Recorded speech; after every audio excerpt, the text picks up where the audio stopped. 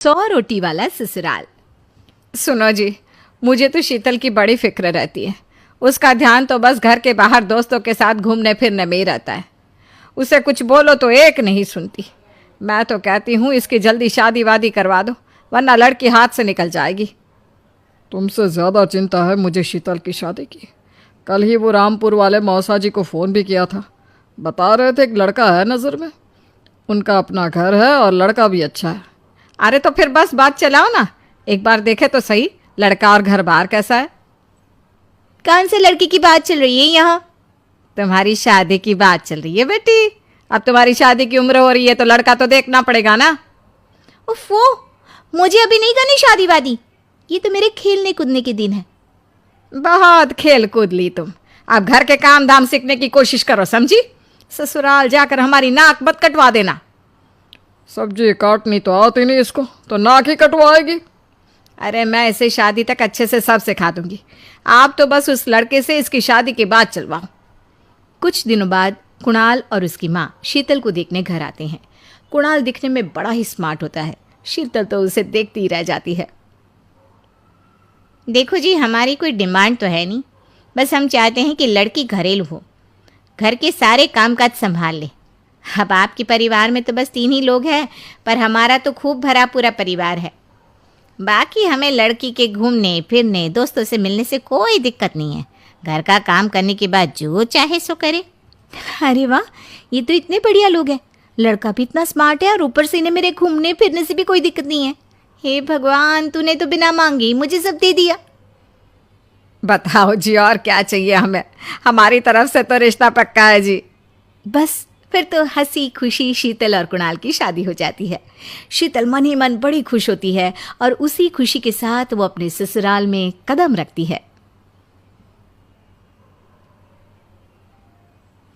आओ बहू, तुम्हारा अपने ससुराल में स्वागत है। ये मिलो अपने परिवार से। ये तुम्हारे ससुर जी, तुम्हारी ननद सुनीता और गीता, सुनीता के पति राजेश और उनके 2 बच्चे राजू और चिंटू। ये ना हमारे साथ यहीं रहते हैं। ये तुम्हारी दादी सास हैं और बाकी लोग अभी बाहर गए हुए हैं। इतने सारे लोग, ये सब यहीं रहते हैं इस घर में? अरे अभी तो मेरे देवर देवरानी और उनके 3 बच्चे यहाँ नहीं है। उसके मायके में भी शादी थी ना, तो बस वहीं गई है। कल तक आ जाएंगे। हे भगवान, ये घर है या धर्मशाला? ये सब एक साथ इस घर में कैसे रहते हैं? मुझे तो पता ही नहीं था इनका इतना बड़ा परिवार है। अब समझी कि कोई डिमांड क्यों नहीं की इन्होंने। ये सब चाल चले मेरे साथ। अरे बहू, खड़े खड़े क्या सोच रही हो? चलो अपने कमरे में जाकर आराम करो। जी माँ जी। अगले दिन शीतल का ससुराल में पहला दिन होता है। शीतल रसोई में जाकर सबके लिए खीर बनाने लगती है। तभी उसकी ननद सुनीता आती है। अरे वाह भाभी, आज क्या बना रही हो? बस दीदी, आज वो पहली रसोई है ना, तो खीर बना रही थी। अरे भाभी, ये खीर वीर रहने दो। घर में 4 लोगों को शुगर है और कुछ लोग मीठा ही नहीं खाते। आप ना सीधा खाना ही बना दो। क्या फ़र्क पड़ता है मीठा बने या नमकीन? बस बहू के हाथ की पहली रसोई होनी चाहिए ना। जी दीदी, तो फिर मैं खाना ही बना देती हूँ। आप बता दो खाने में क्या बनेगा?